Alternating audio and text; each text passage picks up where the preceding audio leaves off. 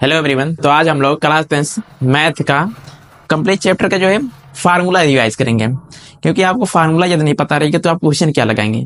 तो फार्मूला का याद करना बहुत इंपॉर्टेंट है, क्योंकि फार्मूला बिना क्वेश्चन नहीं लगेंगे। ठीक, तो इसके आप पूरे फार्मूले का हम लोग रिवाइज कर लेते हैं आज।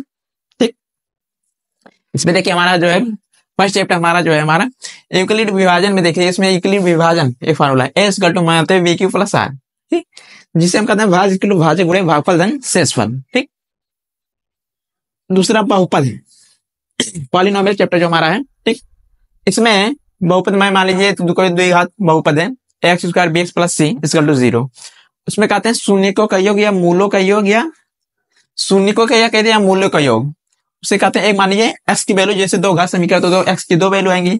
एक को मान लीजिए अल्फा, एक को मान लीजिए अल्फा, दूसरे को मान लीजिए बीटा। तो हमारा अल्फा शून्यकों का योग मतलब एक शून्य हमारा अल्फा दूसरा बीटा, तो alpha plus beta equal to होता है माइनस बी बाई ए। दूसरा मान लीजिए शून्यकों का गुणनफल मतलब alpha into beta equal to क्या होता है सी बाई ए हो जाएगा। उसके बाद देखिए इसमें कुछ फॉर्मूले हैं। ठीक, अलजेब्रा के कुछ फॉर्मूले, जैसे हमारा ए प्लस बी का होल स्क्वायर है, ए माइनस बी का whole square, A square minus B square, A plus B का whole cube, A minus B का whole cube, A cube plus B cube, A cube minus B cube, A plus B plus C का whole square, या A cube plus B cube plus C cube minus 3abc equal to क्या हो जाता है ए plus B plus C, एक bracket में दूसरे में हो जाता है A square plus B square plus square minus A B minus B C minus C A. ये फार्मूला इंपॉर्टेंट है, ठीक, इसको लर्न कर लीजिए। ठीक, अगले देखिए द्विघात समीकरण, जैसे हमारा शून्यकों का योग या शून्यक दे दिया, एक अल्फा एंड बीटा की वैल्यू दे दिया, या डायरेक्ट कह दिया शून्यकों का योग इतना है, शून्यकों का गुणनफल इतना है, तो उससे कहते हैं दो घात समीकरण ज्ञात कीजिए। इसके लिए हमारा फार्मूला हो जाता है x square minus alpha in plus beta, ये हो शून्यकों का योग, इससे कहते हैं शून्यकों का योग। ठीक,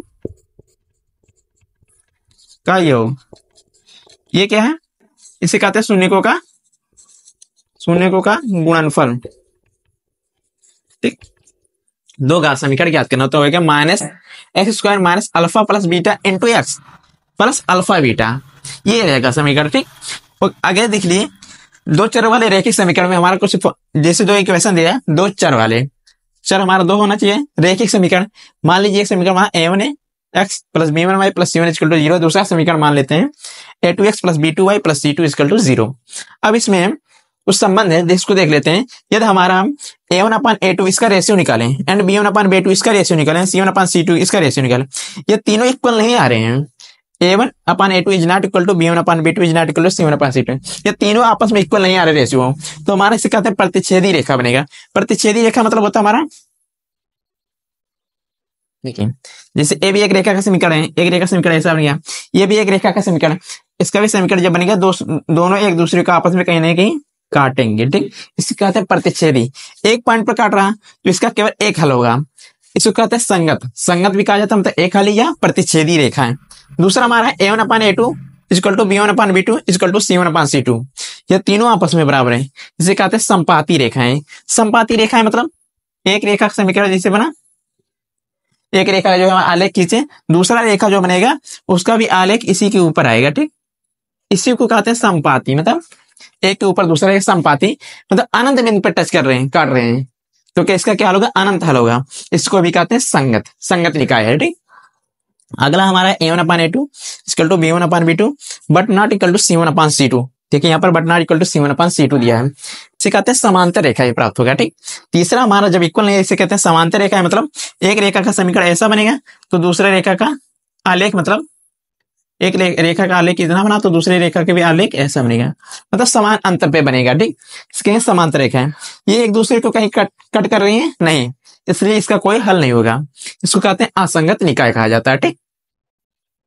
अगला हमारे इसमें देख लेते हैं बज्र गुणनफल विधि से जब रैखिक समीकरण को सॉल्व करना हो, इसके लिए हमारा होता है formula x upon b1 c2 minus b2 c1 equal to y upon c1 a1 a2 minus c2 a1 equal to z upon a1 b2 minus a2 b1।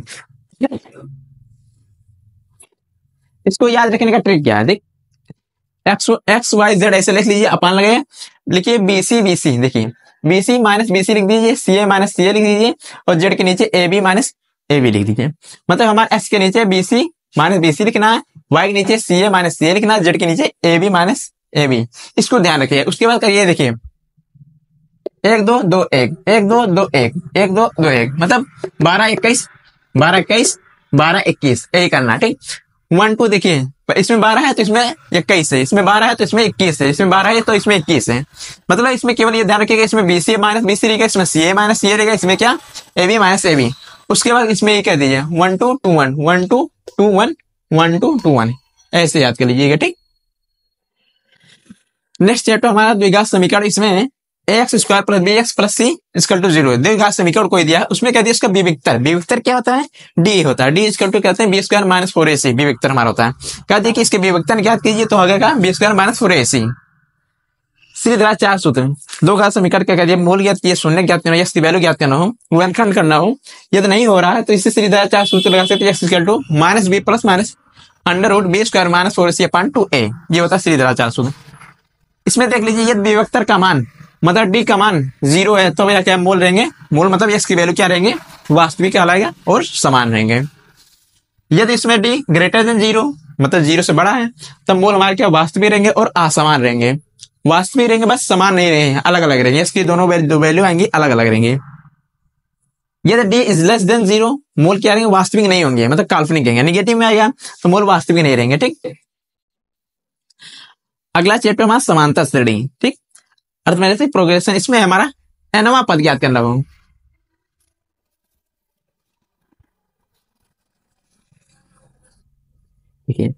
nवां पद ज्ञात करना हो, कोई समांतर श्रेणी दे चुका दे nवां पद, तो n equal to a plus n minus 1 into D.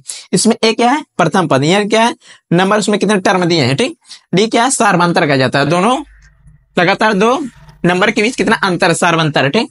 Sn क्या है, सम, योग कह दिया, कोई समांतर श्रेणी दे कह दिया इसका योग, तो इसको दर्शाते हैं Sn। Sn इक्वल टू होता है n upon 2 2a plus n minus 1 into D. अगला एक और Sn का फॉर्मूला है सम का, योग का, हमारा n upon 2 into a plus l, ठीक। अगला चैप्टर हमारा, इसमें देखिए यदि इसमें दे दिया एक त्रिभुज ABC, इसमें दे दिया कि BC की जो हमारा लाइन है इसके समांतर एक लाइन DE खींच दिया जाए तो हमारा क्या हो जाता है, ये लाइन हम लोग DE BC के समांतर खींच रहे हैं तो हमारा AD यहां से लेके यहां तक AD upon BD equal to हो जाएगा AE अपान EC। दूसरा हमारा हो जाएगा AD upon AB equal to AE upon इतना अपन पूरे के मतलब AC के। नेक्स्ट हमारा हो जाएगा, ऐसे भी कर सकते हैं पूरा, मतलब AB upon BD equal to AC upon EC कर सकते हैं। देखिए यहाँ पर लिखा गया AD upon BD equal to AE upon EC। दूसरा क्या AD upon AB equal to AE upon EAC। तीसरा हमारा क्या AB upon BDB equal to AC upon EC। Okay, ये थे हमारे 6 चैप्टर के फॉर्मूले। आई होप जो हमने बताया ये आप सबको समझ में गया।